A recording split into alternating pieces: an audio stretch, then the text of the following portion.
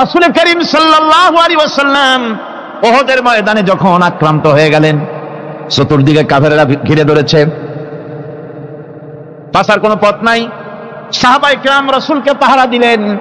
যারা রাসূলকে পাহারা দিতে দাঁড়াইছেন, জীবন দিয়া পাহারা দিতে দাঁড়ায় গেছে। রাসূলের দিকে মুখ দিয়া, পিঠটা বাইরের দিকে দিয়ে রাসূলকে পাহারা দেওয়া শুরু করেছেন। হুজুরকে পাহারা দিতে যারা দাঁড়িয়েছিলেন, কাফের কর্তৃক নিক্ষিপ্ত কি তীরগুলি এসে যখন বিঁধতেছিল, শুধু একজন সাহাবী হযরত তালহার পিঠের ভিতরে রাসূলকে হেফাজতের জন্য 80টা তীর একজনের পিঠের মধ্যে দিয়ে ঢুকেছে। এক অসতর্ক মুহূর্তে নবীজির জানদান মোবারক শহীদ হয়ে গেল, শিরস্থান ভেঙে গেল, লোহার কড়া প্রবিষ্ট হয়ে গেল কপালের ভিতরে। হুজুর মাথা ঘুরে পড়ে গেলেন। হযরত আবু উবাইদা রাদিয়াল্লাহু তাআলা আনহু হুজুরের মস্তক মোবারককে কোলে করে নিয়ে, তারপরে বহু কষ্ট করে মাথা থেকে লোহার কড়া বের করলেন। এবার ওই কড়ার ছিদ্র দিয়ে রক্ত আসতেছে, মুখ দিয়ে রক্ত পড়তেছে, দাড়ি ভিজে যাচ্ছে।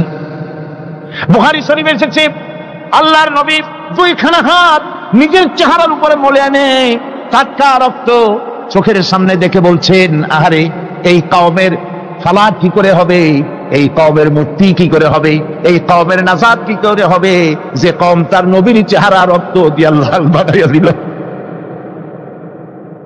নবীজি বললেন, আল্লাহুম্মা গফিরলি কওমি ফাইন্নাহুম লা ইয়ালামুন, আয় আল্লাহ পাক, আমার এই কওম বুঝতে পারে না, ওদেরকে মাফ করে দাও। খবর ছড়িয়ে গেল নবীজি শহীদ হয়ে গিয়েছেন।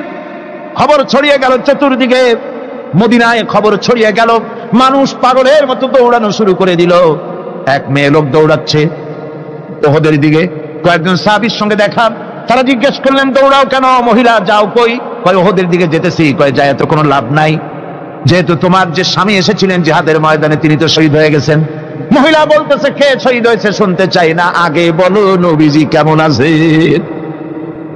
আবার কিছুক্ষণ পর আর কয়েকজনের সঙ্গে দেখা। তারা বলছে, মেয়ে লোক দৌড়াও কই? যাচ্ছি উহুদের দিকে। তারা বলছেন যে কোনো লাভ নাই, তোমার যে দুইটা কলিজার টুকরা সন্তান উহুদে এসেছিল, দুটোই শহীদ হয়ে গেছে। মা বলতেছে, ও সাহাবী, কে শহীদ হয়েছে শুনতে চাই না, তাড়াতাড়ি করে বলো আল্লাহর নবী মুহাম্মদ রাসূলুল্লাহ সাল্লাল্লাহু আলাইহি ওয়াসাল্লাম কেমন আছেন।